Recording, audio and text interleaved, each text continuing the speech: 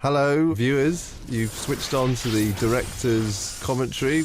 I'll get everybody to introduce themselves. My name's Ben Timlett. And I'm Bill Jones.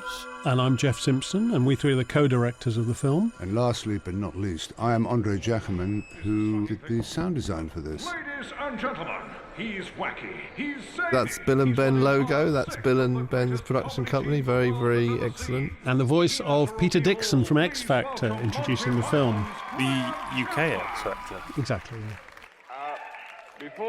Before I begin... That's us again? Bill and Ben again, yeah. Very nice. Very small. Now, this opening sequence, Graham used to do this, what was it, to introduce concerts. Wasn't he invited on to introduce The Who one time? Yeah. 30 seconds of abuse. That's where he first did this, and then when it turned out so well from The Who, because the first time he went up and he was doing a warm-up for The Who, fans just abused him horrendously, and so the following night he asked them to just give him loads of abuse. Yeah. We've had to stretch it out though. Oh, there's Andre's name. There you go, Andre. Yeah, there is. Sounds like. They've even spelt it right. We had a lot of fun at this stage, didn't we? Getting people in to shout extra abuse. We've added some abuse in. Yeah. Chicken plucker, there you go. The man who's shouting, "I want my money back," is actually one of the investors of the film, Mark. That's correct. Yeah. That's Michael Palin. That's Lloyd Kaufman. Lloyd. Troma. It's Carol Cleveland shouting three shits over our names. Oh, that's my favourite one. I Like You by Michael Palin. And it will certainly save a lot of time later on. Who's that then, Graham Chapman? He's the writer and narrator of the film. Yeah, and star. And the star. Yeah, he likes to do lots of parts, really. And narrator. The City Centre Theatre. Monty Python's Flying. So the interesting thing about this section is that the Pythons never actually did the Oscar Wilde scene on stage. They did a number of stage tours, and this was never one of them. So This is the first lie. yeah, absolutely. Only one thing in the world worse than being talked about, and that is not being talked about. And this animation was done by Chris Kirchall.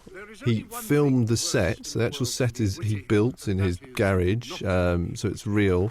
And the audience are real. Those people are real, aren't they? They're Yeah. real as well. See the back of my head. Yeah, so he filmed those sections, and then he took heads off the original sketch from the TV show, and then he animated the heads and the lips. So he placed them within a sort of real shot environment and then used animation. And he actually he went to Angel's costumes and found these costumes and took the photos of those costumes and remade them all. And we think some of them might have been the original costumes from the BBC costume store that were used in the original sketch, quite possibly, because they do match. I hadn't said that. You did, Oscar. You did. You must forgive me, Walt, but I must get back. It's interesting, Graham's kind of relationship with Oscar Wilde. He did a huge project. He wrote scripts about Oscar Wilde. He tried to get a film going about Oscar Wilde. And I think as an openly gay comedy writer from 100 years before, I think the links between him and Oscar Wilde are quite interesting, actually. It was one of Whistler's. I didn't say that. Yes, I remember when we visited David Sherlock, his partner. David, I got the impression, was some kind of expert in Oscar Wilde. Yeah, I think they did a lot of research when they were doing that. Yeah.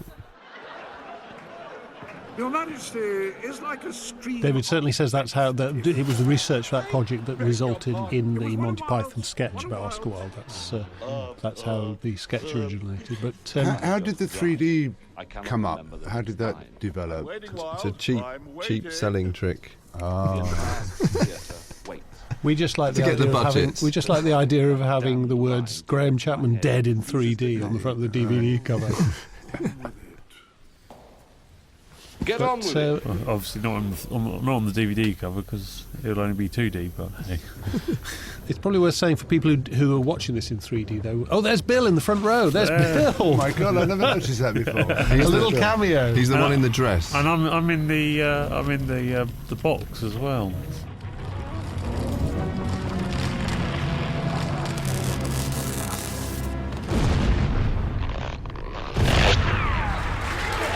We're now going into our new and of the first of our different styles, aren't we? Yeah. It is a space. It's nothing to do with an appendage, is it? It's not definitely phallic at all.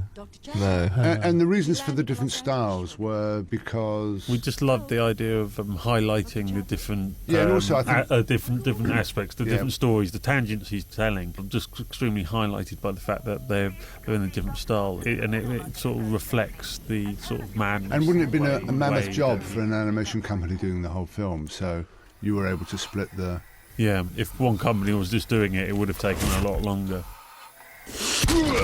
Probably just worth mentioning that scene on the aeroplane where he passes out is actually in the book. It connects up to a scene later on, which we call Pissed in LA, where he wakes up in the hotel room. It was he passed out on the plane and then woke up in the hotel room. So it does connect up to something else that's coming up later in the film. I was born in Leamington, now officially known as Royal Leamington Spa, moderately famous for the manufacture So of... now we've seen 3 styles. We've switched between 4 styles. And the period of gestation ended on the 7th of February. And the sick itself is another animator did just the sick in a different style. Psychedelic sick. My parents, Tim and Beryl... Sorry. When I read this in the book, obviously it's a very kind of witty section in the book about his birth and his childhood and stuff, but it's only when I saw the pictures that Peep Show came up with that I realised that, that Python generation who were born into the war, they were born into chaos, really. There was, and that's where that stiff upper lip comes from, that kind of trying to hold things together and trying to be very serious, because they were born into absolute chaos, really. And this is Bombs going on. So this is our first kind of references to a gin and tonic, which you've just heard. I Talking of must which? admit, so far from this Oh, very good. Cheers. Very good. have much more than a grain of truth in it, but it is more interesting than all the usual humdrum wetting of nappies and later pants and not being allowed to sit next Very to colourful. Monty, the Czechoslovakian girl, because I want to Oh no, it's black and white. seeing bits of people hanging from trees. Oh, that does sound interesting. Perhaps I should put that down. I was 3 at the time, and my mother wanted to take me along to see my It father. was very interesting that when Graham's brother came in and we had to start chatting to him, and he was talking about how this is actually a real event. We call this section, for the purposes of dividing the film up, we call this section Polish Airmen. And nobody, even the animators, didn't know what Polish Airmen, what it referred to. It's actually the bodies in the plane were a bunch of Polish Airmen. That's what John Chapman said, isn't it? And the plane crashed and they had to collect up the body parts. And apparently, they thought there were 4 parts. There were 7, and then they realised that there was actually Only 6. only 6 because one bloke, lucky fellow, had missed the flight. So they then had to sort of change all the body bags to make. Yeah, because they already had worked out 7 body bags, and so then they were like, "Oh, we don't need 7 now. We need 6." So we need to move some arms and legs around. I think they just shoved a couple of together.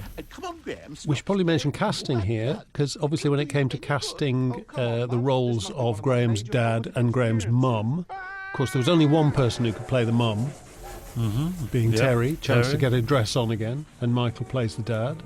Yeah. That's Terry Jones. Yes, exactly. Yes. So we're moving And he into. came in actually to do it. He was wearing a dress when he came in to do the audio. I was a bit disappointed that it was the wrong coloured dress. But, he wasn't it quite in wasn't character. blue. But it at was least a he bit- stayed fully clothed for this recording. Now this is quite a short section, so let's give credit to Stephen Lowell, who animated this bit. He hand painted. That's watercolours. He starts off by painting watercolours on paper, and then captures all those in his computer. And his computer sits in his mum's kitchen. I was there in Oxford. There's a bit of deep back behind the scenes footage. So his mum's there making the chapatis while he's creating this wonderful animation. I mean, the companies that made this, that animated this movie for us, have ranged from this scene where Steve Lau was just him in his mum's kitchen, all the way to a company called Superfad who did the CG section of Scarborough, Which comes next. and Now- they're the biggest company. Yeah. We were talking about 3D earlier. Did the cricket ball come out of the screen in 3D or not? No. No, it stays on the plane. Yes. Yeah. Because a lot of people complain about 3D being too kind of gimmicky and, jumping out the screen the whole time. And we didn't really want to go that way, did we? No. I love this transition the most. Oh, here you go. This is the best. I would be a niece. And his hair just flapping. I think they work quite well for me as a sound designer, trying to link these different scenes up because they are quite quick. I think they actually turned out better than I kind of thought they would, and I was quite pleased at the way that the transitions worked. Yeah, I think these are the two best it's one of the two best transitions.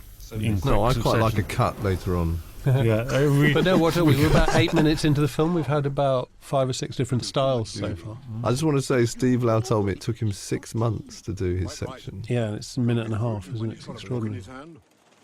What is it, anyway? It's called Claudius the God by Robert Graves, a fine historical reconstruction of the life of Claudius, the Republican Roman Emperor, thought of in his time as a pitiful fool, though the reign Mr. Graves describes is far from folly. Is it? By the way, I would encourage people to freeze frame on the book as it opened just before the transition, to freeze frame on that book, because there are some quite good jokes in there and references to old British radio comedy. Is that because you wrote it? Yeah, I wrote that. And it flashes up for half a second, so please freeze frame it. Go back now. Ignore us. Ignore what we're saying and just nip back. So we've got Graham playing Graham, and Mike playing Graham's dad, and Terry Jones playing Graham's mum here. But the integration of the voices worked so well, and it was nice to actually bring Graham kind of back to life, really, within the sets, wasn't it? Because he actually sits really well, I think, in between these sketches. His dialogue with his parents, it sounds so fresh. They could have all been in the same room recording it, but in fact Graham was, it was kind of 25 years ago that he recorded it. Long gone.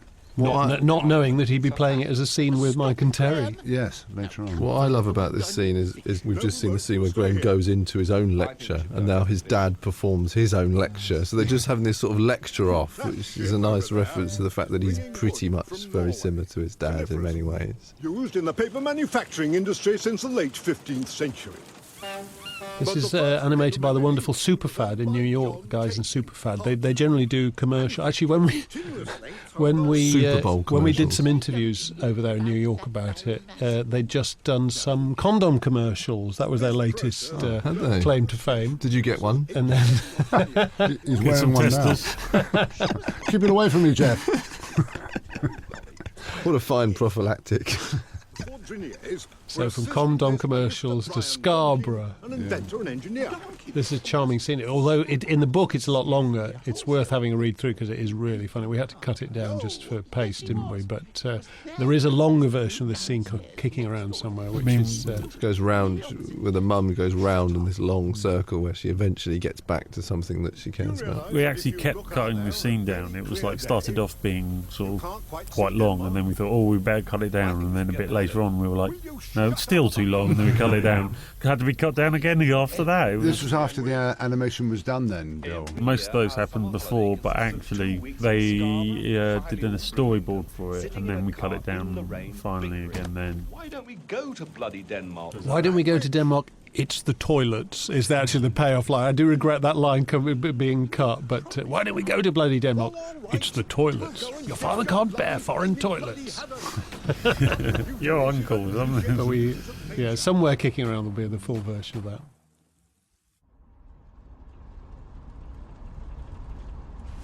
What's that you've got back there? It's a book. What book? I Biggles by Captain W.E. Graves. Captain, eh? I always remember playing this back to Terry Gilliam, actually, and his reaction was so interested to hear Graham again, like he was there doing it, and Terry's reaction was quite endearing, really. That's my favourite transition, because... You just said the previous one was your favourite transition. Are they all going to be your favourite? They're all going to be my favourite. We're not allowed to say... This is our big action sequence. Because that was Ben's idea of a transition. We're not allowed to say whose idea was who, remember that? But that was my idea. That was it. So this is our big Biggles sequence with the wonderful music from 633 Squadron. Which was very fortunate because we had a friend of ours who lent us it. Who's the great composer, the great movie composer? Ron Goodwin. Ron Goodwin. From the 60s movie. Yeah.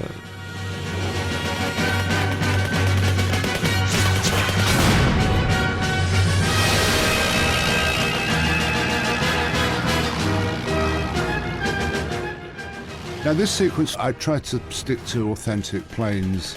And the bullets there, Andre, I have to compliment you. Every time I watch this film in the cinema, and hopefully if people are watching at home with their surround sound, I dodge the bullets because they go flying to the back of the room. It's brilliant. Yeah, but we've got to give credit to Bill for that, because it was in the dub where Bill said, can we have something shooting back into the rears? And it was Bill's idea. Brilliant. To actually put those extra bullets in. Actually, it was my idea. Oh no, we won't go there.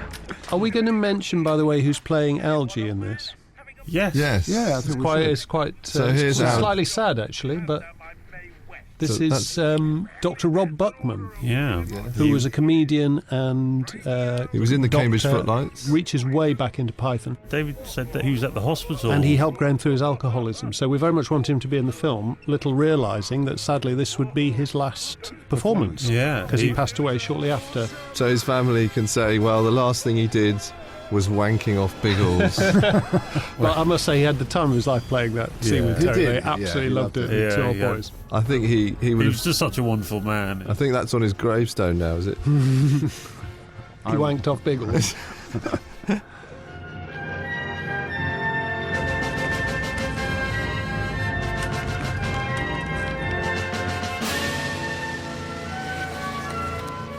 This is Justin Weyers and Made Visual who made this action sequence. They loved it, didn't they? They just couldn't wait to get their hand. It was a boy's own story, wasn't it? Really? And he was our animation supervisor, wasn't he? Yeah, As he well, pulled yes. all the different. He was kind of team captain of the animators. Now, you've got to explain to me, guys, I've never understood this bit.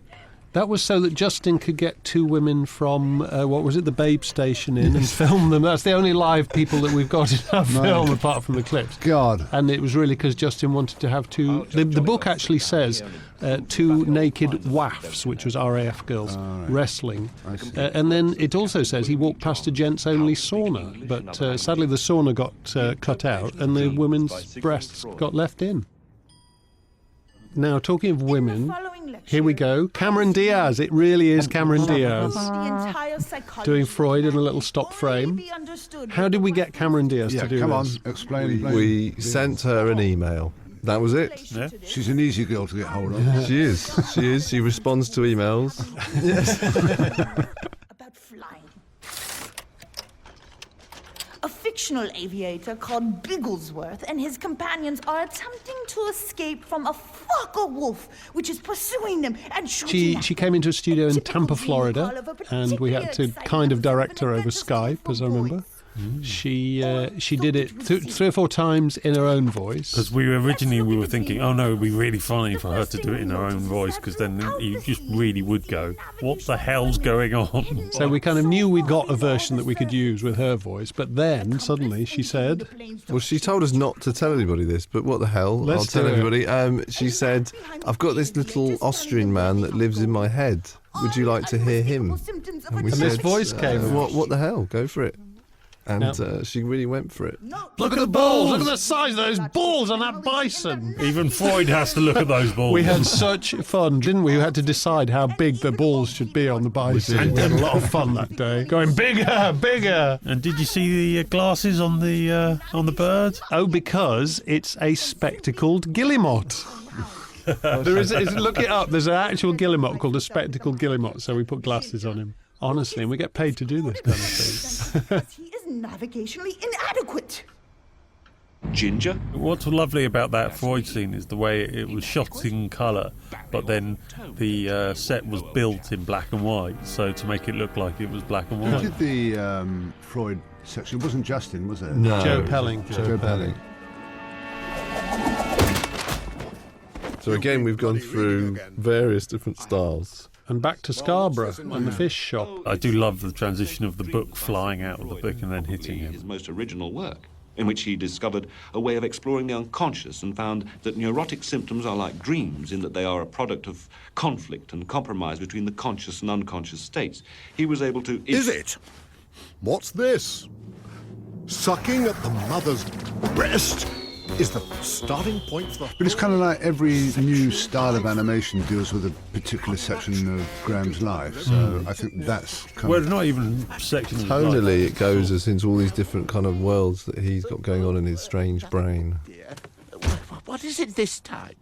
Nothing. This is a little a slightly rude moment that always gets a laugh that we, the animators, wanted to... Oh dear, that's not in the book, of course, but... Navigation. Very interesting. I don't know what you're talking about. In fact, the Sigmund Freud... She bends over to look at the Sigmund Freud book, doesn't exactly. she? But actually, the Sigmund Freud book section that we've just seen isn't in the book either. The boobs and all that. We make it up. We may have added that. You mean it's a lie? Right, bit of a pacey section now. Now, all of these things did happen in Graham's childhood. They're all in the book, and so all of this, 3 head girls pregnant, painting John Wilder Black, they're all actual moments from his childhood. The hen-stealing nuns, pig-shit Friedman. Yeah, I'm very interested to know who pig-shit Friedman is. None of them alive. My And questions about ejaculation. I had to go and ask David Sherlock what he meant when he wrote elderly spinsters wanking off birthday cakes, which is the last one coming up here. And it's to do with... Apparently Graham did tell some elderly aunts that wanking was to do with blowing out the candles on birthday I think it was cakes. icing or something. Was it the icing on the birthday cake? That's another term for it. And his aunties went around saying, "Oh, I had a lovely wank over your birthday cake." This is a new section which Mr. and Mrs. Smith. Mr. and Mrs. Smith. So we were telling... The book is actually not in such chronological order. It's actually set out in a different way. But we sort of put it back into sort of chronological order. But this is where we throw in something which comes later in Graham's life, but we throw it up fast. This is the naming Python section, isn't it? Which is actually one of the few sections in the book where he really goes into some detail about Python. Not much of the book is about Python, but this is one scene where he describes them all trying to come up with the names for Python. And what was the idea about the monkeys then? How did that happen? Well, it was just to try and make it a bit weird. He wanted something silly. I think it's because when you read it, they're literally sort of having this almighty kind of fighting argument, and the way he's written it is that it's kind of like monkeys fighting, arguing over something. Over a banana. So there's just... And it also helps because of the fact that Graham is doing all the voices for this section, when obviously we had the Pythons coming in and we could have got them to revoice it, but we didn't want to because we loved his impressions of it. Yeah. And so it just increased the sense of strangeness for all this section. To have him doing all the voices. To have him doing all the voices. And then, of course, we play with that in a moment when Palin pops up, because there's a little extra joke on that, isn't there? We're not allowed to do that, Bill. I don't know what you're talking about. I have no idea. What are you on about? Andre, you had a lot of fun on the sound on this bit, didn't you? Because there's lots of monkey noises and lots of things being thrown around. It was. And in fact, all the monkey noises are a combination of real monkeys and Python doing monkeys as well. I've gone off that a bit. I prefer sex and violence. I remember we got Terry Mike and the two Terrys going around the studio making monkey noises. Could you please be monkeys? Oh, yes, whatever, yeah. So it's a combination of using real ones with their voices as well. I do love the way everyone resets themselves to go back to where they started, so that Graham can do the line properly. On that Palin line, yeah. it's great, isn't it? Brilliant, very clever. And so it was decided to call it Monty Python's Flying Circus.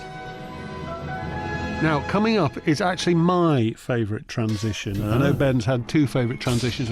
It's the way Zadok the Priest comes in now, the music, but then if you look at how the monkey looks down, Monkey Graham looks down, and then just as the camera starts to tilt up, he looks up to the sky there, and off we go to Cambridge. It's so beautiful.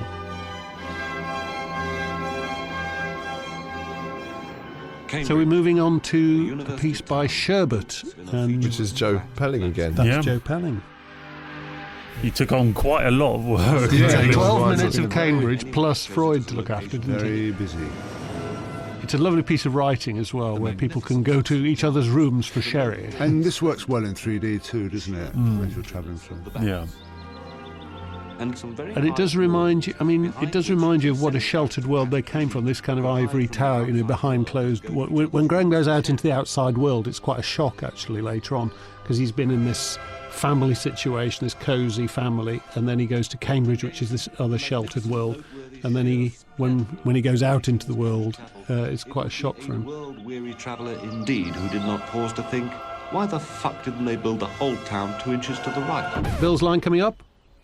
Well done, Bill. That's a Bill line. Yep. Very That good. was your best contribution to this project, I would say. Yeah, I'm very proud of it, I think. Yeah.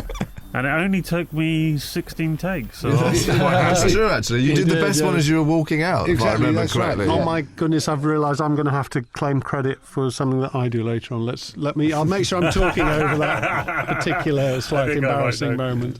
But it was funny. Listen, the wasn't sound, Andre, the sound of the footsteps when he goes in under the arch there. It's lovely the way you've changed the footsteps. it? Thank you. Years of experience.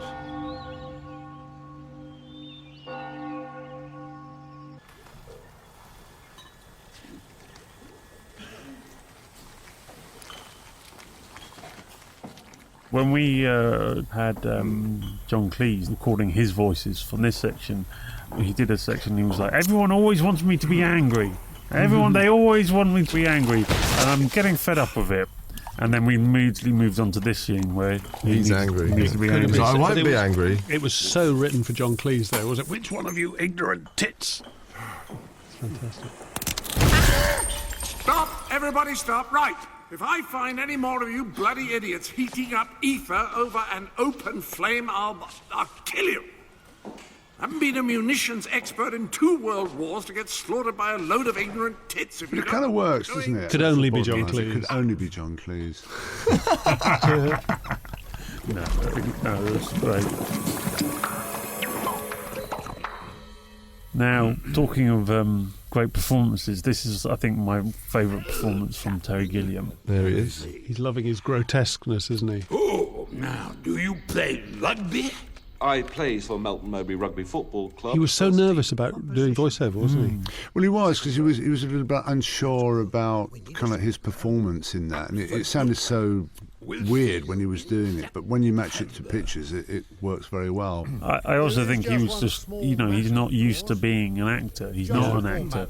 All the other Pythons, came from colleges where they performed, they wrote stuff and then performed their stuff on stage.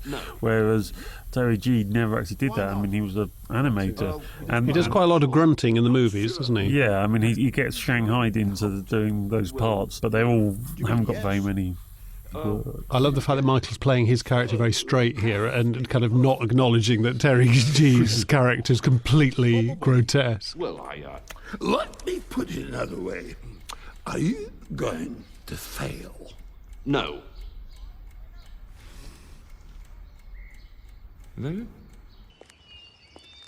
Little animation cock up here. He walked through the wall there. Did you spot that? Yeah. He actually walked through the wall. So we didn't spot it till quite late. So we had a major argument about this scene, about whether we kept this scene in with the car talking or not. But About whether the car should talk, but in the father's voice.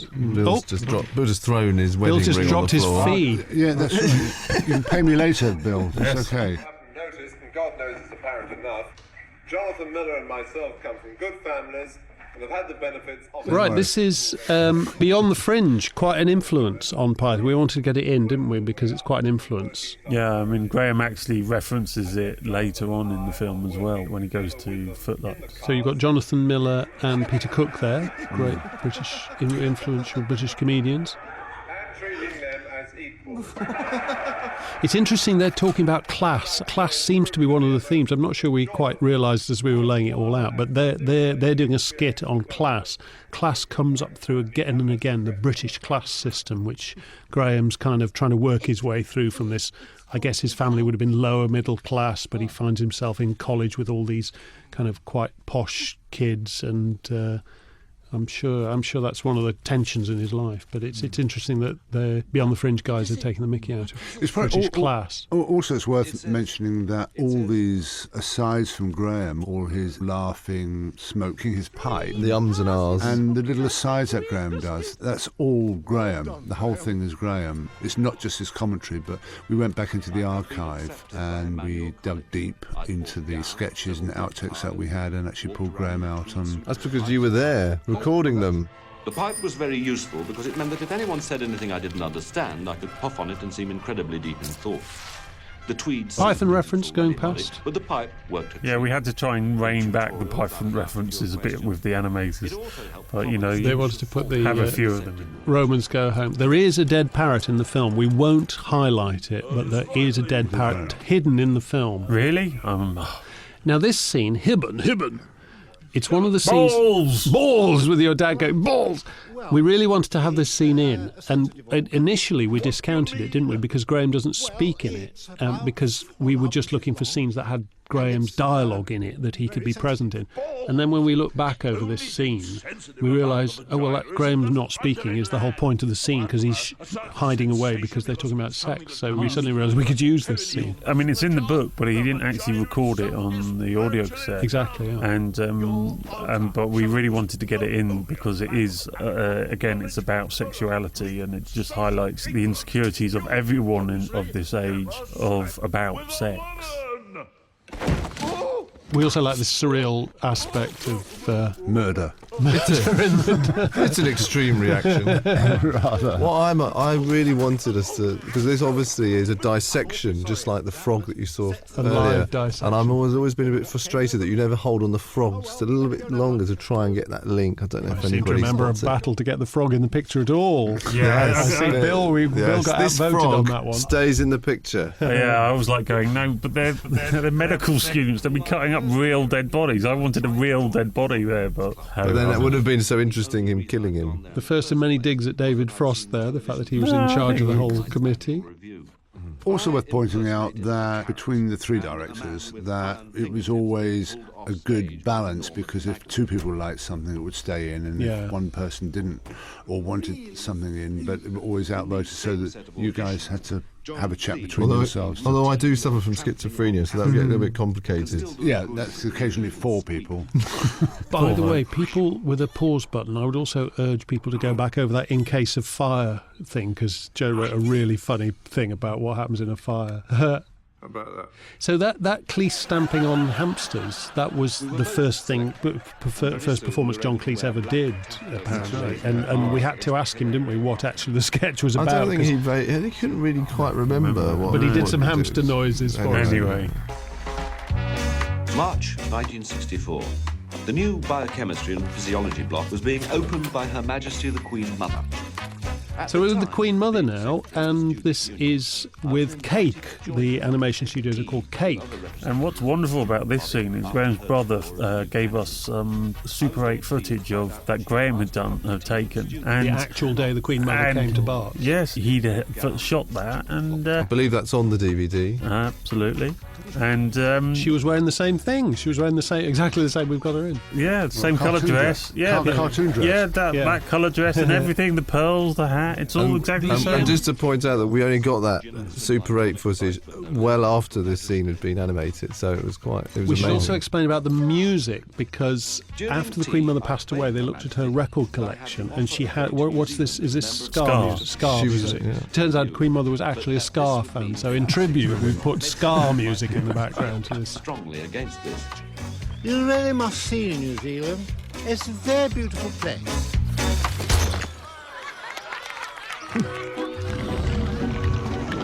So here we have our section, which was one of the most bizarrest pitches that we got when we were going around looking for animators, and they presented us with a cock car. I think they sold it to us on just those 2 words before they said. We had lots of ideas, didn't we? That this was going to be our infographics, because it contains a survey in it, and it's also kind of full of big ideas, because it's about a man discovering his sexuality and all his adult juices starting to flow and stuff. And then we actually decided on it because of the word cock car. She was getting a lot of attention from the lads, but of a rather fawning, not daring to ask. The guys who did it, Kate, do information graphics, so they do commercials and things to sort of get across ideas. And this is ultimately a bit of information graphics, just a really incredibly interesting approach. I mean, it's kind of a difficult section because there's no dialogue in it. It's not really a scene, is it? It's just descriptive. It's just description talking. Yeah. But so we decided to go on the cock car to bring it to life a bit. Standing on the desk, in the shower, in the Where bar. they came up with this idea of breast clouds in the background, I have no idea. It's just really rather strange. But again, it's clocking up our tit count. More breasts than penises. Better? I liked the experience, but after about 9 months or so, it began to pall, and I felt I would rather spend... Can I comment, even though Graham was 70-30, as he's about to explain, on the gay side, there do seem to be more breasts in the film than penises. I don't really understand how we've come to... Well, in terms of the directing team, there is a 70-30 based heterosexual to gay. And I think you'll find that there are actually twice as many breasts as penises in the world as well. I suppose so. So you have to admit defeat. Breast is best. Well, I think that's one of those things. We never calculated on how many we needed. So Are we including moobs? Moobs. And the ratio of boys to girls was something like 7-3, which puts me clearly on the homosexual... It was a clever idea, wasn't it, using the cop car to get through so much in such a short time. Yeah. It just describes the time in every man's life when he discovers his penis. I remember that day very well myself. I'm still looking for discovering someone else's penis, I think. A review. The Queen Mother told him, you know, and as Her Majesty was telling Graham, New Zealand is such a beautiful place. She said he... Now, this actually happened, didn't it? That Graham did actually go off on tour, and this is also a sense of him broadening his perspectives. He's getting away from Cambridge and getting out into the outside world, meeting people, discovering interest in other things. He actually goes on tour with John Cleese, Bill Oddie, Tim Brooke Taylor. And again, there's some very nice home movie footage of that on the DVD extras. Which again was recently discovered. And it's on the DVD. You'll be able to see that. Well, we're going to be saying it, and now it's not going to be on it, and people are going to complain. Graham taxis here for the BBC. So we're now with the wonderful animators from Treat. No, Trunk. So we're now with the wonderful animators. So we're now with the wonderful animators from Trunk. Not Treat. So here we have another moment of a drink. This is just to sort of get across the fact that he's slightly boozing. This is the first time Graham takes a drink. We see him taking a drink in the film, isn't it? Oh no, the Queen Mother pours him a drink. You don't see him take a sip. Yeah. And then here we are. So this is our Frost tribute.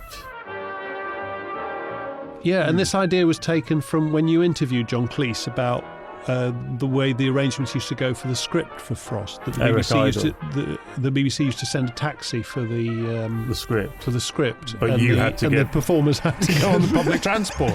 Eric Idle was going, that shows you how the BBC treated its writers. But the title sequence was similar to the David Frost Report. It is, it's a copy of the David Frost Report, yeah. That we've integrated Cleese and Graham in.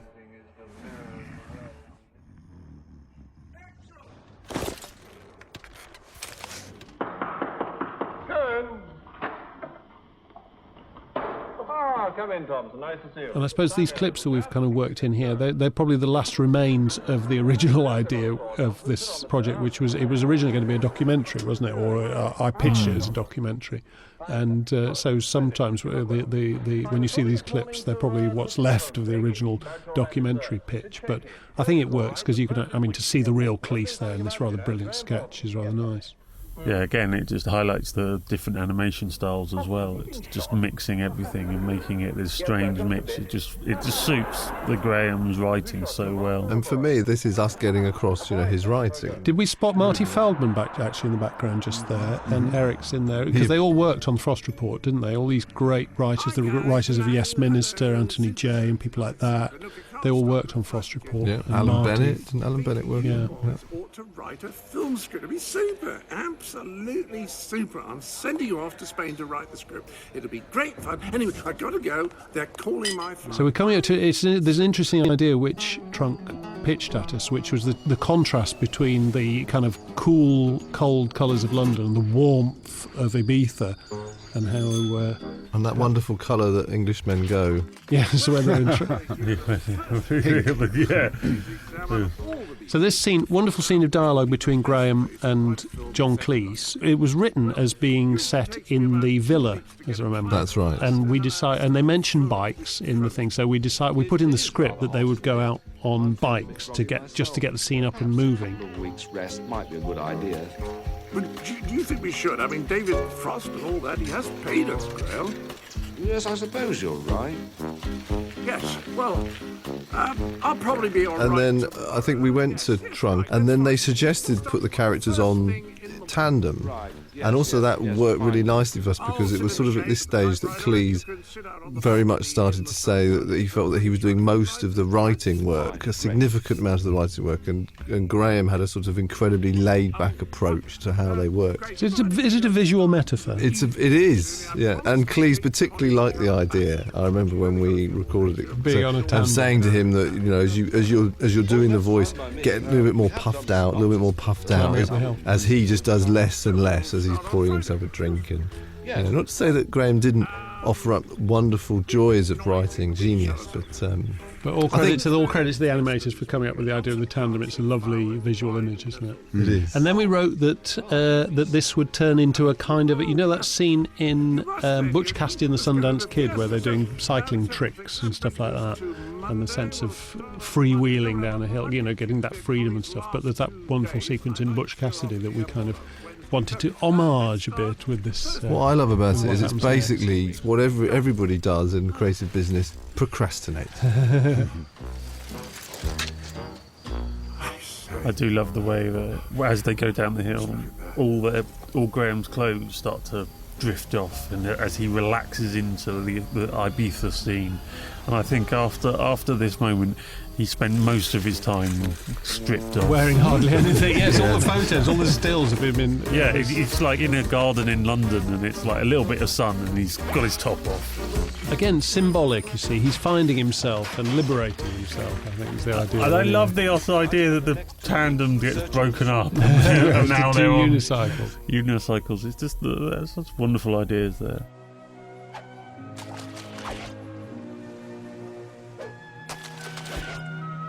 So I was hearing this story again the other day from David, wandering around Ibiza slightly drunk, and he overheard a British accent, and Graham asked if he could see David's tent at his campsite, and they ended up smooching in the tent in Ibiza. A tent made for one. We've turned this into something completely different. Yes, we've turned this into something completely different. We've decided that David should enter as Botticelli's Birth of Venus and do this big romantic scene. My favourite bit was the bit where he's throwing the stones, and then it's coming into the camera, and then it obviously hits the glass camera. And I remember on the animatic they wrote the words 3D goodness, and I've always missed that.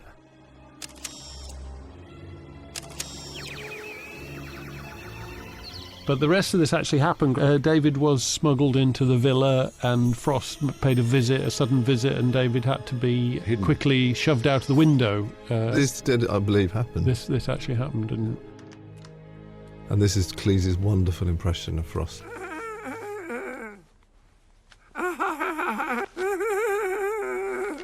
Super, boys, super, really super.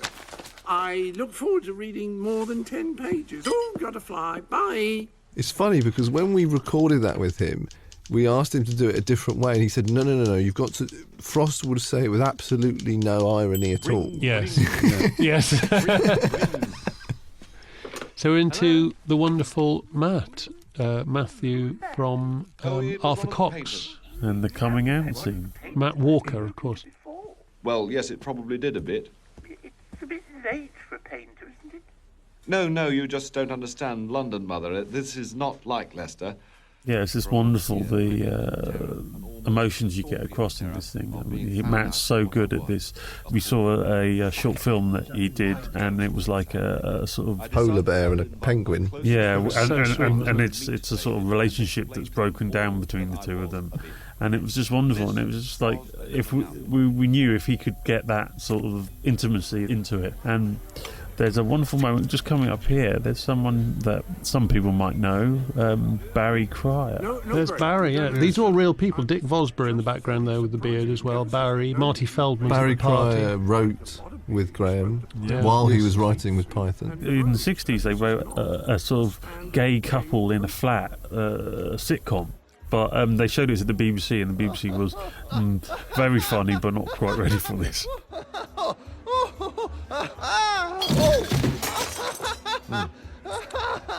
Very good Marty Feldman voice by Ben there. Well done, Ben. Yes, thank you very much. Thank you very much. I did it on the bus. Who was quite stunned. Obviously, he was quite young then. But I had Keith Moon was a friend of Graham's from The Who. Yeah, at this point, they didn't actually know each other, but then that's why it's a liar's autobiography. I quite like Keith Moon, though. It's a good character from the 60s.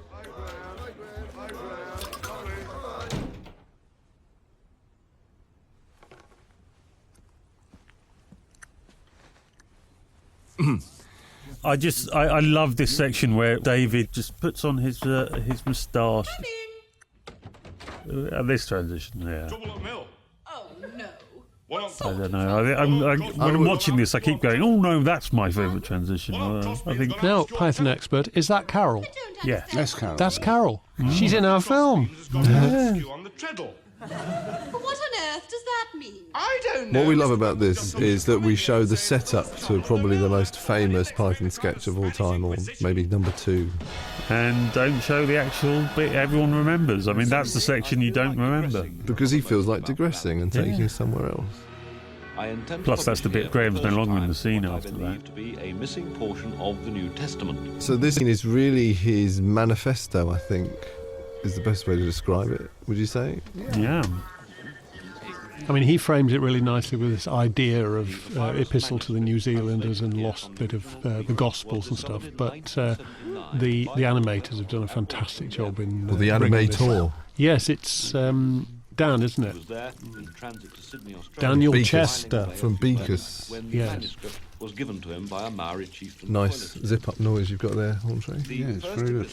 Did you do that yourself, or did you? Peatling Parva. Peatling Parva is mentioned in the car scene in Scarborough. There you go. That's where we got Peatling Parva from. Showing of holiness, of so we were slightly worried about showing God and St. Paul's scratching his balls and God sticking fingers up. Well, this but then was, we thought. Well, this was one section which my wife, being a Colombian Catholic, was particularly annoyed about. But then we offered her the credit of religious advisor on the film, and she went quiet, as I remember. Bribery always works. I don't think she did that good a job as a religious advisor, in all honesty. But it's good. I think it's interesting, though, because some of the issues that he talks about, like overpopulation. I mean, Graham was writing this 25 years ago, but he's writing about overpopulation and crackpot religions that try to rip people off. It's all relevant now. It's quite extraordinary. That's one of the reasons it's we wanted to amazing have how this in. the world hasn't changed. This empty show of holiness. He says, though don't quote me on this, they can stuff it. This was a section which I felt really needed to be in there, because it really is Graham telling you what he feels about the problems with the world. And we had a problem with this because we commissioned it, but we never quite knew where it could go, and we commissioned it with the animator saying we may not put it in the movie. I love this weird person in the bottom right corner changing it backwards and forwards. Those little people, by the way, was Terry Gilliam doing those little... The ink people around the ink church. Oh, that was his voice? That was Terry Gilliam, yeah. The other thing in the story, though, is it does help us get to the next section of the film, because previously we've just seen Graham investing a lot of time, and we have a lot of emotional investment in his relationship with David. But then in the next section, he's going to go off and have a lot of fun in other ways. So Graham explaining his manifesto about the fact that sex is only there to have fun, and as long as you're not procreating, and as long as you don't harm anybody, then it's all just fun. That kind of gives him a bit of license to go off and do other things in the next scene. Those who claim to lead you to better self-knowledge by taking your money. Must finish now, as I have to catch the post. Lots of love, P. Kiss, kiss, kiss. That's such a wonderful end. So, yes, here we come with the great sing-along moment. Yeah, we were having a problem because this section in the book is just Graham basically listing the conquests he sleeps with whilst on tour with the Pythons, including in the dressing room. And it just wasn't. And then we were a bit sort of floundering about, well, how do we show that again? It's another scene where it was kind of a sex list, wasn't it? He's not creating a scene. He doesn't. There's not people talking in it. It's just him. Sit on my face and tell me that you and we were me. quite keen not to have another scene where it's not actually a proper scene. It's just VO all the time.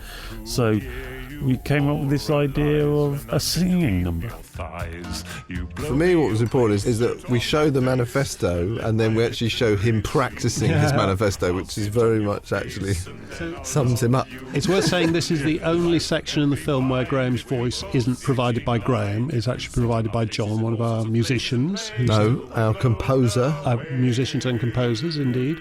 So because obviously the original Monty Python version of Sit on My Face, I think, is only about it's only about a minute long, isn't it? Maybe a minute and a half.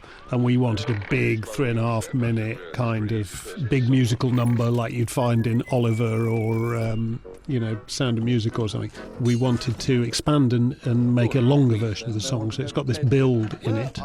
And then we handed it to a very sweet animation company in Bristol called A for Animation, who are generally used to doing children's type animation. Sit on my face and tell me that you love me. And they did a series called Boo, which was very successful a few years back.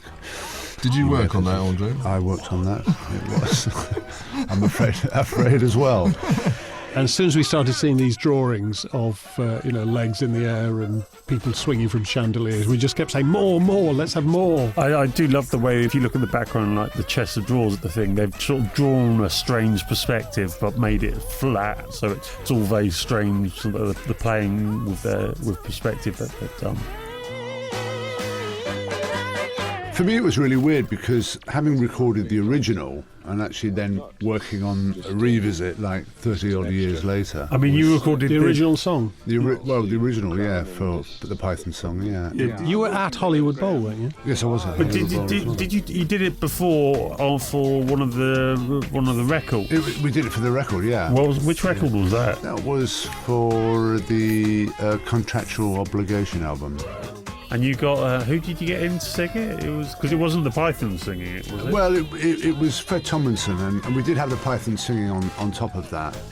And consequently, since then we've been using it on live shows and stuff. Yeah.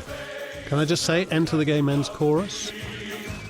That's not an instruction. They're going to come in, are they? The Gay Men's Chorus have entered the scene. They're late. The London Gay Men's Chorus are joining us to sing the full-on version of Sit on My Face. As also the Swingle singers also came in and helped us out. In the mix as well. Yep. The Gay Men's Chorus came to the premiere, didn't they, and sang this live in the cinema at the London premiere, which was a lot of fun. Is that a tribute to something Python-esque there, this moment, Andre? Do you recognise this moment? Yeah, it's very familiar. I think it could be something to do with sperm. So it's kind of... And who wrote sperm? Who wrote Every Sperm is Sacred, Andre? A combination of very talented people called Mr. Dave Howman, Michael Palin, Terry Jones, and some chap called Andre Giacomo. You co-wrote Every Sperm is Sacred. Now, people might not realise that this scene where he wakes up in the hotel connects up to him passing out on the plane, which we saw at the beginning. There you go. That's because we had to separate those scenes. And what was wonderful about this scene is we actually had lots of VO over this scene where Graham has this very eloquent scene where he talks about not being able to stand like a baby. Being able to stand about as well as a newborn giraffe. And then he looks out the window. And we had all this because it was such wonderful writing, but we decided, actually, if you take it all off, you as the audience don't know what's happening, and then you're having to try and understand what's going on with Graham at the same time. So this was different animation, was it, to the aeroplane? This is Matt Walker again. Matt Walker from Arthur Cox. Right. Yeah, it's the same. Were they originally joined up then, these two scenes, and we split them up? They're originally in the book. In the book they are, but we created them to split. We wanted to split it up. This is Carol doing her best Blanche from the Golden Girls. I think it's probably fair to say that voice. I love your Monty Python. Carol Cleveland. We actually got her to do the voice for the second person as well, but we were like, well, it's a bit silly having the same person do the same voice, so we were like, we need to have a second voice as well. I just love the pipe in the foreground. It's just, and the way it just follows, and it's just wonderful. And you were a bit worried about breasts in 3D, weren't you? You were a bit worried about getting knocked around the head too much by these 3D breasts as well. No, I don't think that was me. Why is this bit upside down? Brilliant, isn't it? This is just one of the guys. Zoom. Again, there was more voice over here, and we took it out. That was fun. Zoom. And this scene actually happened as well. The girl asking if she could use the phone, the mother using the phone in the room while Graham's bonking. And where's the phone? Behind you! It's behind you. The phone's behind you. It's my mother who needs to use the phone. Well, bring her up too. I don't mind if it's a local Graham call. talks about his accountant was in the next room at the same time as well. I remember Matt ringing me up and saying, am I allowed to show pubic hair in this scene? And do you want pubic hair or no pubic hair? And I had to say, well, whichever you think is funniest, Matt. Well, if you're going to be kind of realistic to the period, There'll be a lot more pubic hair. Brazilian. Yeah. I'd like to point out at this section here that my daughter was being put through rather a lot of abuse. So you're admitting that your daughter provides I wasn't the going to voice. say it, actually. I thought I'd bring it up. She asked us not to say it. And then, The interesting thing was that because all the guys here saw my daughter Jamie growing up, it was really embarrassing to see her do that scene. yeah, we've known her since she was knee-high to a grasshopper. How much at your peak, so to speak, how much were you drinking? 4 pints of gin a day. 4 pints of gin a day? Yes. I didn't know Graham was an alcoholic. Did you? So we've actually taken quite a lurch now from the madness and silliness of having him bonking the fans to this rather serious moment of him talking on Parkinson, admitting that he was on 4 pints of gin a day, which is extraordinary. And Terry there saying, we didn't realise you were an alcoholic. That's true, isn't he? The Pythons didn't actually realise that he had... Yeah, I mean, in this time period, everyone did drink a lot, and but Graham, being a high-functioning alcoholic, could hide most of it. It was only occasionally when they really noticed. So now we move into the section that we called drying out section, which is him locked in his room over 3 days of Christmas 1977, I think it was, trying to withdraw from alcohol and going through this horrible cold turkey. It's a very vivid, descriptive passage in the book. And this is where we switch the film quite tonally to something else.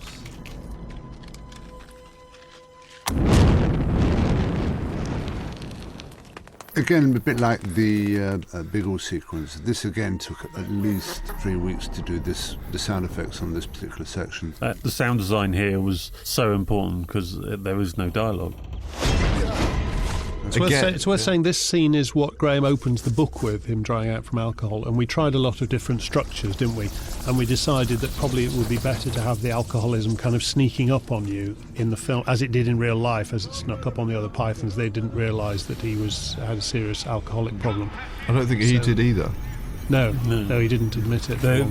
He says at one point he started buying in bulk the gin because he was drinking so much, and he didn't even realise that the bottles went from the sort of standard size bottles to the big pub size bottles, and so he was drinking the same amount, but the bottles doubled in size. Industrial quantities, yeah. Graham's boyfriend David is played by Philip Bulcock, who was one of the Jersey Boys. Oh, brilliant. He was also in Batman. No, yes.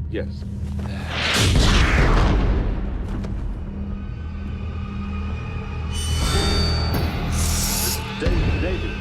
Curtains. It's worth commenting on the way that this was made, this type of animation. It's called oil on glass, or in this case, oil on perspex. It's done by the very brilliant George Sander Jackson from Bristol, who's also from Arthur Cox in Bristol. And it's actually physically painted with a paintbrush on a piece of perspex. And then he takes a photograph of it, and then he smudges it and takes the next one and smudges it and repaints it again. And it's an extraordinary way of doing it. It's a kind of stop frame animation, really. But of course, it being all on glass, the glass is traditionally flat, and so he had to come up with a way of doing this in 3D. And this, we believe, it's the first time this type of animation has been done in 3D. And he did it by separating out all the assets. So the body there is separate from the floor, and you can create some depth between the two. And it's partly finished off in the computer, but it's all done by hand. He calls it a boil, so it's kind of constantly moving to be as uncomfortable as possible. Now, this is probably the maddest section of the scene, of the film, visually anyway, done by Tundra. Which is saying quite a lot coming from that last scene. So this is actually a sketch that Graham used to do. I think he even did it before Python. Part of his Cambridge Circus. Which was him basically wrestling himself, which was obviously it's a metaphor, isn't it, for him? For him, a metaphor. I said a metaphor. Beating himself up. Yeah, and so we've obviously the guys at Tundra we gave this section to because they literally just did such sort of really visceral and weird stuff, and we just thought that. And again, fantastic. hand-drawn. They use hand-drawn. All of this stuff is hand-drawn frame by frame on a sheet of A4 paper, hand-drawn with biro, and then they scan it into the computer and colour it in the computer. But that's again why it's got this kind of organic, visceral feel, because it starts off with a biro on a piece of paper. That's his liver. That's his liver. Yeah, you might not realise. But again, this wrestling sketch, although they'd done it originally at Cambridge Circus many years before, it went all the way through to. Andre did it at Hollywood Bowl, did he? Yeah, we did it at Hollywood Bowl. We did it at Drury Lane. That's where the sound's actually coming from. We've stolen Hollywood Bowl sound. And he sometimes used to knock himself out and get quite dazed throwing himself around the ring. Graham did injure himself on some of the live shows we did. I think at one point, I think he fractured about 3 of his ribs, I believe. Blimey. That David Sherlock tells a story where he knocks himself out, and David Sherlock, his partner, used to run down from the ballet. He was working at the ballet. He'd run down because he would always change Graham during the live shows. And he ran down and he knocked himself out, and then he was desperately trying to dress him as he was asking where the hell he was. Then pushed him on stage.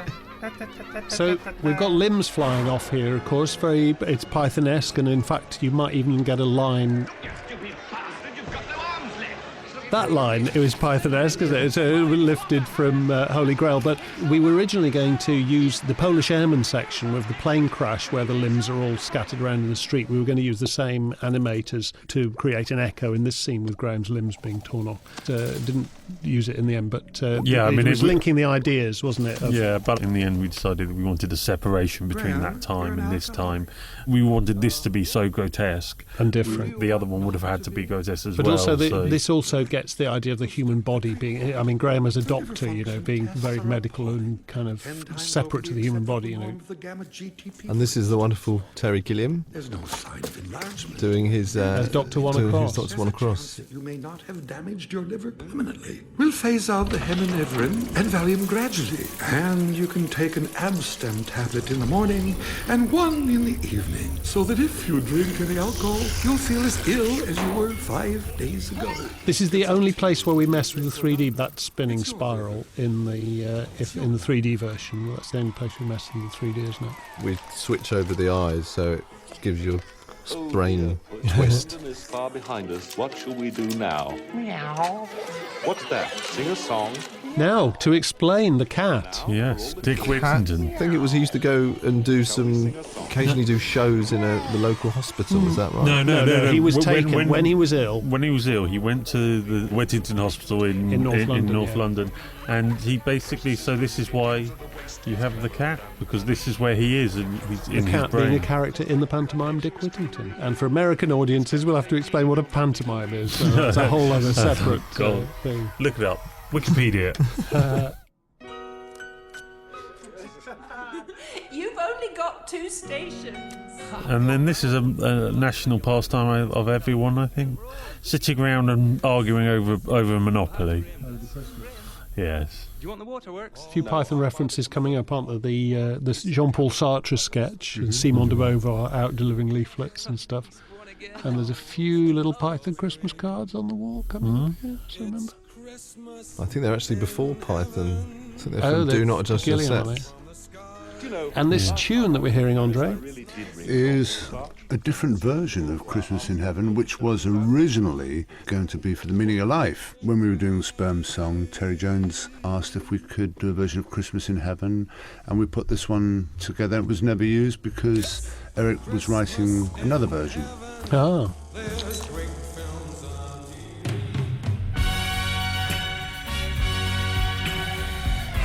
Do I talk here? And talking of unused bits of material, Do you want to explain where this scene came from? Yeah, this is an outtake version that I found, which I think you guys wanted to try and get Life of Brian into this film. And he doesn't talk that much, does he, in the book about Life of Brian? No. And we were wondering how to get it in. So I'd found this sketch that Graham had done, and this was going to be an original recording from when we were going to be doing the Life of Brian soundtrack album. So like equivalent of what we're doing now, a DVD commentary, but, exactly, but an early version of that. So we managed to extrude Graham and put it together into this sketch. Rogue lobster in there. Oh, I'm sorry, man. Are you ready? Brian Taylor, take 60. Brian is on the run from the Romans, and to avoid lobster, captures the tents. Sorry, we should have a colony of lobsters in there, Graham. Oh, all right. Take 61. Brian is on the run from the Romans, and to avoid capture, pretends to Start again, sorry. Sorry, Andre. And it's got you in it, Andre. It has got. The wonderful thing is, and actually people who worked on in the sound mix couldn't believe this, that he mentions Andre, but you've added your own voice in to provide the voice at the other side of the glass, haven't you? So that's you in the film. But Graham still manages to name check you. Yeah, which is quite sweet. Seizes the opportunity to escape from the crowd and goes home with Judith. Alone together at last, the two rush naked at each other and meet in a frenzy. What was lovely, Graham's partner David said that this was his favourite scene because it's the bit where you can hear him laughing he's giggling and you just felt like that was Graham. Okay, next bit, Graham, please. Take 62. You're fucking Nick! Brilliant acting. Brian is arrested and taken before Pilate, where he is sentenced to be crucified. Oh, did we miss your line, Jeff? Yes, thank goodness, yes. Yes. My two lines. Do you mean, Mr. Chapman? 3 minutes to act 2, Mr. Chapman? Oh, that wasn't the line I was thinking. Wasn't there another noise that was performed? I thought Jeff went quiet after that bit. I made sure I was talking over it. And then went very quiet after. We're talking about what happens at the beginning of Sit on My Face, but I would encourage people to rewind and enjoy that moment again, especially the sound effects of what's going on the dressing room floor. It's nice that this is in, and Life of Brian was such a big part of Graham's life, and I think it's great. And the Monkeys done so well. Again, Mr. and Mrs. Smith, originally going to have the Safari Park scene, weren't we? But we so loved the Monkeys, we just kept asking them if they could do more and more. For me, it was really important to have him back. You know, he's got through his alcoholism, and he's now working, and he's functioning. But he's still silly, and that's why he's still a monkey. Now, this scene is a conflation of two ideas. In fact, the way he came out to his parents is described in the book. It's rather more elaborate than what we've presented. But we wanted to have this Jermaine Greer clip in because, again, it's Graham's manifesto, and there he is being himself. And then we wanted to have that coming out scene where he comes out to his parents. I'll give some credit. Bill came up with the idea of joining the two ideas together. How beautifully you are clad. And so are you. You're still Butch, aren't you? Oh, yeah. Even though you go about telling people who haven't asked. Yeah, I mean, it was so convoluted the way he explains the driving down the motorway, and he's supposed to be visiting, and then it's a bit long and tedious. And so we conflabbed it down, and then it's like 4 weeks later, and then he tells his father. But it did all depend on getting Graham's lips to be able to turn around and say, it won't kill him, don't be silly. And also his eyes, to try and get him to look out to you or to his mum, which was particularly difficult. In fact, I remember poor Justin we got all kinds of different people to try and get his eyes to look in the right direction. Because in a sense, his father's the antagonist at the beginning of the film, isn't he? But this is a rather charming reconciliation. It's a nice moment. Graham's dad saying, look, it's all right. An amazing fact that his father actually prosecuted. He was a policeman, wasn't he? Yeah, he prosecuted people for... And prosecuted and then all those guys years later, for turning up saying, homosexuality.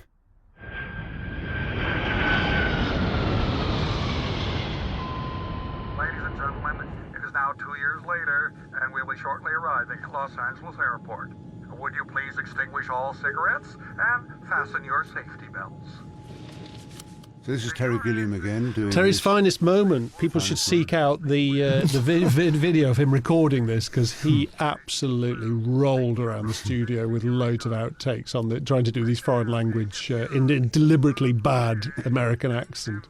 I mean, it's a silly joke. Well, it's a line in the book, no, isn't it's it? a good American accent. It's just the bad French and Spanish. And it's just a silly line in the book where he says, they said it, then they said it in French, so we did our belts up again, and then they said it in Spanish, we did it again. But I think Gilliam made something of it. It's rather nice. So this scene... I've got to claim that the belt one is my idea because it's that bad. So this scene has been animated by Matthias Hug, thank you, Jeff, who's a wonderful animator for Beakers, and we love the fact that everybody is slightly opaque, kind of see-through people of the Los Angeles world. It comes from the David Frost party scene where Graham actually writes that people sent along cardboard cutouts of themselves. So Matthias came up with this idea of cutout type people. By the way, this character Peter who comes in, people might be confused. He was an old actor who was a British actor working in Hollywood, not a very successful one, but he had bit parts as of butlers and things in Hollywood films. But he was also the chairman of the Gay Bikers Association in Los Angeles. So a great flamboyant character who comes in, and Terry Jones doing a good voice there. But Peter Bromillo, his name was. He was in The Railway Children as well, if you remember that film. Yeah. As one of the children? I think, no, he was... There's one who's dressed like a biker. Do you remember that one with the tash? But it's a reference to the fact that when they were living in Los Angeles, obviously Graham had this life as a celebrity, but he also used to hang out with the gay community as well as a kind of separate part of his life. And they invited him round saying, get all dressed up in that gear, and then he turns up and no one else is. This is one of Graham's parties. This is the wonderful process of name dropping. Which is a disease, which is that strickens people. Seen there enjoying a joke with Ian Lafreniere. Yes, between Peter Cook, Dudley Moore, Bo Diddley and the piano, all seen enjoying a brief rest in a tight schedule. And who's that? With the Hollywood psychiatrist Dr. Stuart Lerner. It could be either Jane Seymour, Jenny. These were all people who were actually big at the time in the mid-80s, quite famous names, really. Sorry, many of them long forgotten now. Only I also thought I caught sight of Victor Borger enjoying a quiet word with Charlton Chuck Heston and screenwriter companion Alan Katz. Yes, but who's the girl with Stuart Lerner? Ah, that's Sylvia Christel. I remember David Sherlock saying that he was very close friends with Sylvia Christel. He used to come round a lot. She passed away earlier this year, 2012. One of their friends was sulking and wouldn't come out of his room, so they sent Sylvia Christel to go and get him. And apparently even that didn't work getting... He threw an ashtray at threw an ashtray because he was just fed up with having so many parties. Yes, Nivenism. It's a common enough complication of angiolitis. It's an endemic autobiographical complaint. Nivenism. We wonder whether we would have to explain Nivenism. We probably do, actually. David Niven was one of the classic Hollywood, English gent Hollywood stars who was very big in the 60s, 50s, 60s. And then he had a later life writing books about his Hollywood experience. So the whole idea of name-dropping came from David Niven. It was a tribute to David Niven that Graham was referring to there.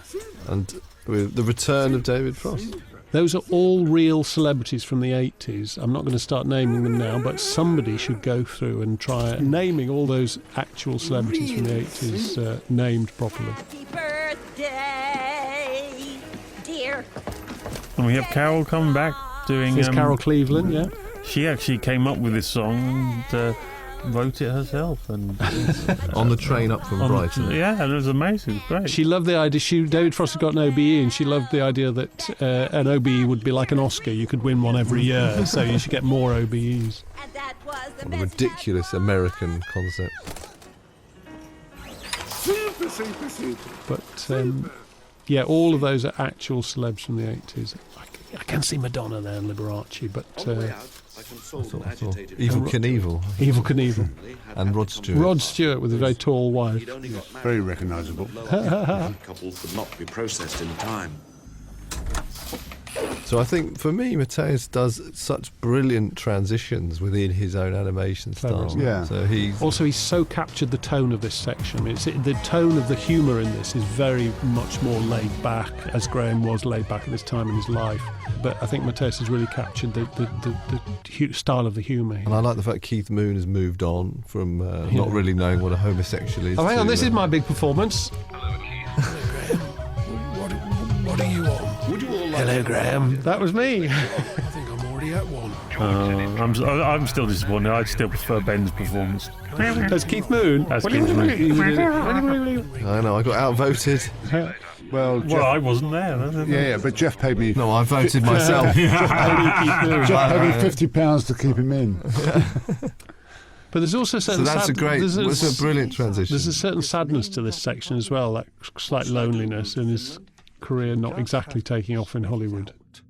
Isn't there anything I can do to I think there's a real sense that we're drawing to the end of his life and the end of the film now. I think he sort of started to just sort of stand still, didn't he, really? Just treaded water. Sounds like a wonderful life, but it's less... Have you done it? No, but we talked to one of his friend Deitch from that time. Deitch Sloan described it as really quite boring, actually, and you really did go around to stars' houses and ate sandwiches.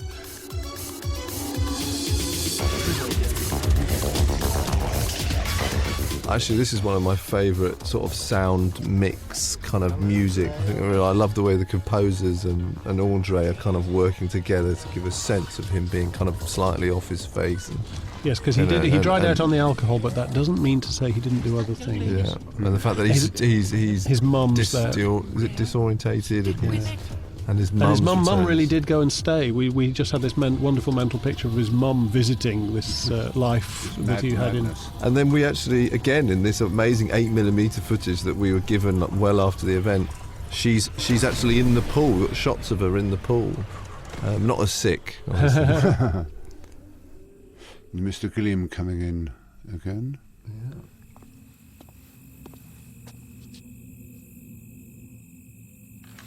Yeah. That wasn't you. You spent 10 hours finding it just the right...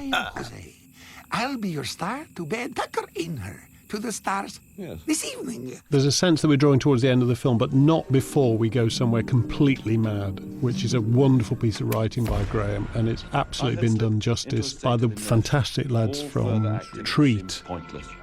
I decided to have a farewell party. Only in their early 20s, they're just 3 or 4 years out of college, and they just do this crazy mad animation, which is absolutely perfect for this space pod sequence. There's a lot of references, though, in this sequence, isn't there? There's a lot of pointless references. Liberace, David Bowie, Elton John. Yeah, but he's still name-dropping. Name-dropping, yes. Yeah, he's still not recovered from his disease. But they went to town with that. There's Alan Bennett and David Hockney. Home Evening by David Hockney and Alan Bennett. Voiced by Michael Palin. Custard cream, David? Just a very weak Darjeeling, please, Alan. That was a very uncanny Alan Bennett voice. Whoever did that was very good. Keith Moon in the Moon. Yeah. Now, who's this guy? The Beast. Nobody will ever get. This is Aleister Crowley, a sort of a cult figure, an 18th century occultist. I think an Aleister Crowley fan will get it. Hence, beware the beast, it says, doesn't it, outside? Gilliam just went completely over top. That's Cleese. Cleese's diary. It's not Cleese, it's his diary. Oh, yes, Cleese's diary's chock-a-block. Diary's absolutely chock-a-block. Yes, it was just a line in Graham wrote Cleese's diary said he was busy. And then now he's approaching the mausoleum. Again, we wanted this sense that he's approaching his own mausoleum, although he discovers somebody else in the mausoleum. We wanted his alter ego, yes. Here lies Oscar Fingal O'Flaherty Wilde, gone out for good. We're about to see his parents as well. The parents appear on the wall. That's his dad. And his mum with the fish, of course. And then the exterior shot, that's actually supposed to be King Arthur and Brian. It's not too clear, but this sense that it's Graham's own mausoleum. Can you come to our party?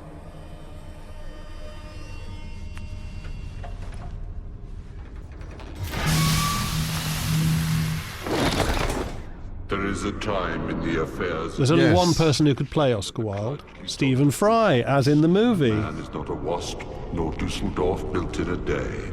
Damon Runyon. He gave us his performance again over Skype because he was out off in New Zealand playing The Hobbit. Not playing The Hobbit. Yes, he was doing a very tall version of The Hobbit. I just love the hair. It had to be him as Oscar Wilde. We've just had this book-ending idea that Graham is Oscar Wilde and he's just found his own mausoleum. And I like the idea the whole film has just been a few minutes in his head while he can't remember his line. That's the whole... Oh, movie. It was all a dream. Yeah. Learn your lines. You had us waiting for hours. I didn't think anyone noticed. No, I suppose they didn't. The end. What is it, the end? The end of the day. We wanted to come back to the real world, didn't we? Graham Chapman. We felt like we had to talk about Graham's actual death. Because he didn't talk about it very much. Sadly, he didn't write much about his death in the book. Yeah, I was a bit disappointed about that when I read the book, I have to say. He's kicked the bucket, hopped the twig, bit the dust, This is probably the greatest eulogy ever written, John Cleese's eulogy to Graham Chapman, so we had to have it in. Bill, you were there at this, weren't you? How old were you? I was about 11, I think. And I actually remember it because it was actually after this we all had a big party because it was the 20th anniversary of Python, and they weren't actually going to do anything for it, but when Graham died, they had this event, and then they thought, well, let's really celebrate Graham's life and celebrate the 20th anniversary. And this was at the hall at St Bart's, his medical college, is that right? Yeah, and then... I remember we had little feet, didn't we, Bill, on the tables. Do you remember those at all? Well, the only thing I remember is the Python feet. Python feet is the T-shirt. It said 2009, the 40th anniversary. Be there. Forgive me if I didn't. If I threw away this glorious opportunity to shock you all on his behalf. And again, we wanted this Cleese speech to run because the payoff line is anything for Graham but mindless good taste. And we thought that's what our film is about, actually. Wasn't that the first time you got drunk? Yes, fittingly? and that's probably the reason why I remember it. And again, we wanted to put up that note about Graham dying of throat cancer. A lot of press speculation at the time was that he died of AIDS, which is not true. He died of throat cancer because of the pipe. So we've seen the pipe all the way through, and then so we wanted to put that note up. And we decided to put this song in because it's probably the only one I think Graham sang, actually. Being medical, the medical love song. The medical love song, yeah. And because it's just disgusting. Yeah, and again, mindless good taste. Anything for Graham but mindless good taste.